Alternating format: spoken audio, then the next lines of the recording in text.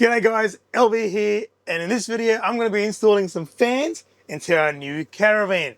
It's almost the end of summer, but still it is hot and we can't have the aircon going when we're off-grid. So these things should come in very handy in keeping us cool and comfortable when we are off the grid. I've got 4 of these things to install in our caravan, 1 each in the kids' bunk and 2 in the main area where our bed is and the kitchen is. I think that should be sufficient for this size caravan. It's an 18-foot caravan. But before we get right into it, I want to open up one of these boxes and see what's required because I haven't actually done one of these before. All right, guys, let's open one of these up and see what we get.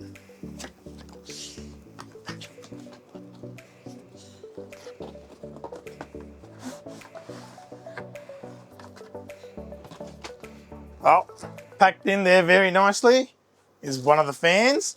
Now, I've seen these fans, but I never actually got my hands on one before, and they seem pretty good.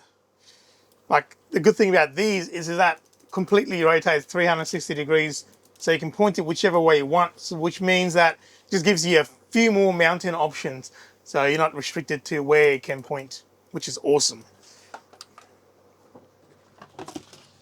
And then you get mounting bracket, some sort of a foam double-sided tape thing, a little bit of a wiring harness. Now these are pretty small cables for a fan, but I was looking on the specs and at 12 volts they only take 0.35 of an amp, which is awesomely efficient. You get a few nuts and bolts and then instructions too. So I'm gonna have a quick read of this. You don't need to see me reading, and then we'll get stuck into it, eh? All right, guys, so I've had a quick read of the instructions. It seems very straightforward to put it in. Now, as far as where to mount this thing, this is our main area. We've got the bed there, we've got the kitchen here, and the lounge room. So I'm hoping to be able to mount these so I can use them in any of those 3 areas. But it's a small area, so it should be pretty easy to do. Just looking around, I've got a few ideas of where I could possibly put it. Maybe up here in the corner, I can run the wire into the cabinets. Same for down here in the overhead above the bed. And possibly up here, there's already a 12-volt power switch there. And then the other thing I was thinking is possibly up on the roof. And now looking at the roof, it's going to be hard to get wiring in, except we have a couple of lights here, which could possibly which I could possibly remove and run the fans off it. Now the reason I'm saying that is because in this small space we have ample lighting.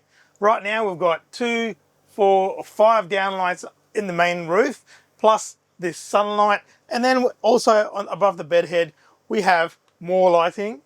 So these lights aren't even on right now, and I think there's still plenty enough lighting for our needs. And the good thing is those 2 are on a separate switch, so that they won't interfere with the rest of the lighting, which means I can have the fans going regardless of if the lights are on or off. So for me, I think that's probably going to be my best option. It means I don't have to do any wiring, just take those lights out and replace them. But a couple of factors that might hinder me doing that, and one is this door opening and the fan possibly getting in the way, and the other one is the aerial. That might get in the way if I put it, depending on how I mount it. So I'm going to have a bit of a play around, see if I can position it in such a way that I cover all the holes from the light, but still end up missing everything that might get in the way, such as the aerial handle and this door. Now guys, having a look at this, I think we'll be all right, because with the fan, I can actually swivel it on its mount and lock it out of the way. So if I put it up like that, that way it'll completely miss the fan altogether. So I think I'm going to go with that option and mount them in first. All right, guys, before I go too far, I just want to take the lights out and see what the situation is behind there. There's obviously going to be a hole and some sort of screw mounts.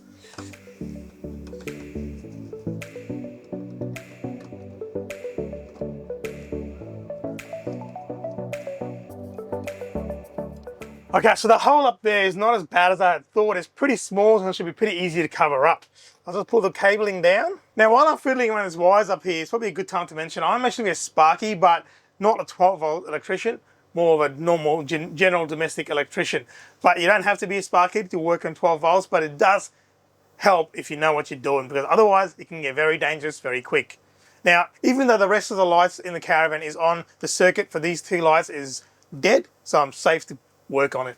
Okay guys, so what I've done is I've prepped the cable coming out of the roof while putting some spade connectors on it. I've decided to go with spade connectors. It's a nice, quick, easy, removable connection rather than soldering it, or what originally was in there was just cables twisted together and taped up. So definitely better than that.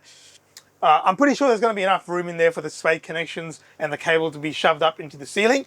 So we'll try that anyway. So first of all, what we're going to do is grab the backing plate and we're going to put some nuts in there. This kit comes with stainless steel and brass. The stainless nuts go inside the back of the bracket there, and the fan will actually screw into there. And then we're going to put the double-sided tape over the top like so.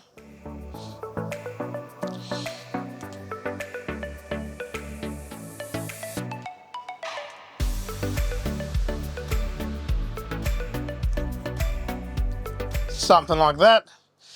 And now we can actually stick this to the roof where we want it to go, and then using some screws we can mount it up. There's 6 mounting holes. I don't think I'm going to get all 6 in because that hole there is potentially going to go in where the hole is in the roof, but that's going to be heaps of hold on there anyway. So I'm just trial fitting to make sure that it's going to go in how I want it to go. So it's going to go, that's going to get stuck to the roof, and the fan's going to sit on there like so, and then slide over and then put the screws through there and that'll hold it in place. So that's exactly how I want it to be mounted up, but a bit further to cover up that hole. So what I might do is I'm going to put the other end of the spade connectors onto the wire. That way I can shove all that up to the roof and just have the cable coming down nice and neat. I'm actually going to double over the cable just to give it a bit more bite inside of the crimp.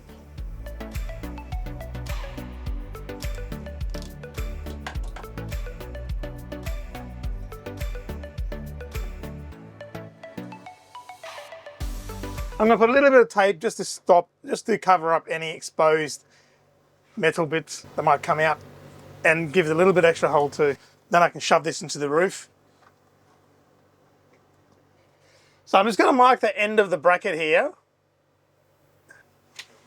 And then what I'm going to do is measure off the wall there to give me measurements so I can make sure that the fan itself is parallel to that wall there.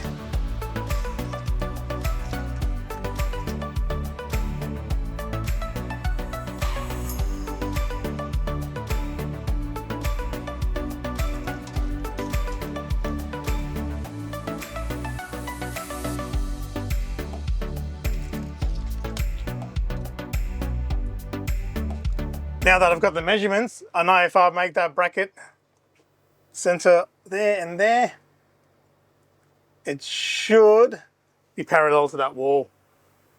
And then I can shove the rest of it up through there, and that hole will get covered up by the edge of that fan because the bracket actually leaves a bit of a gap there. So the cable is going to go through there and into the hole. So now that I know exactly where it's going to go, I can remove that backing tape, stick this onto the wall and test it out again.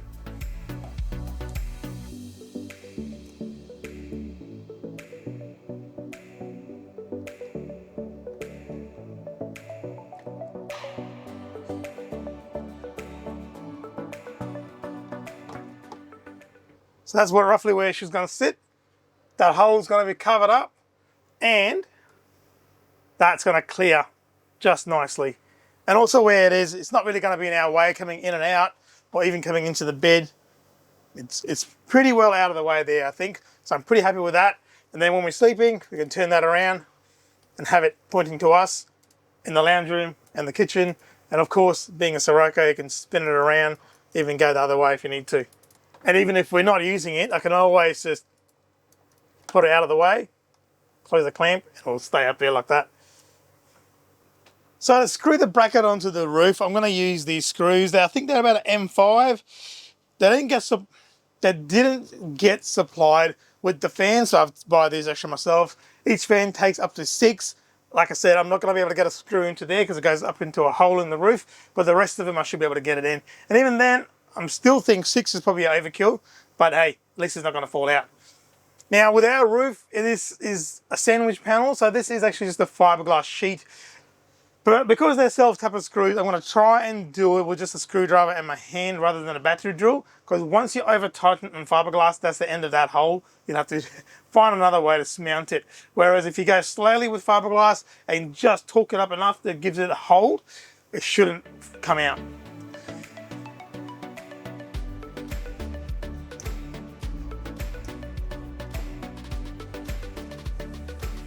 As you saw there, I just gave it a little bit of a tap to put a dent in the fiberglass before I start screwing in, and then just screw it in until you feel it hold. Right about there, you definitely don't want to over tighten on these. The beauty of these pan heads is they get recessed beautifully into the bracket.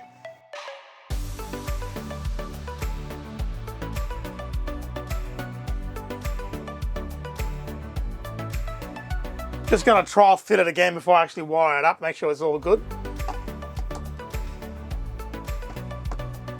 There we go.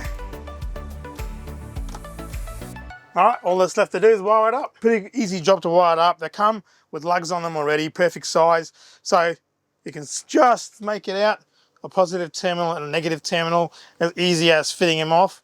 The one with the stripe is usually the negative, and the one with no stripe is the positive.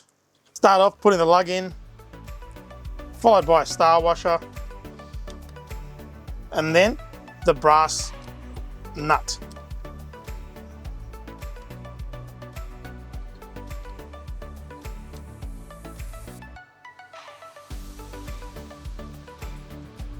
Now once you've got a finger tight, I just grab the pliers and torque it up just a little bit.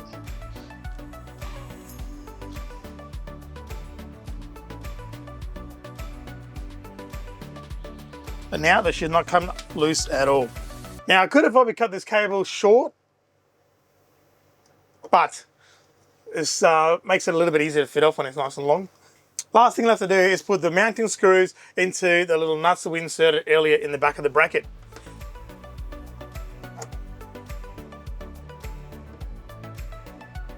That's it. And now I can run this one, make sure it's all working before I move on to any of the others.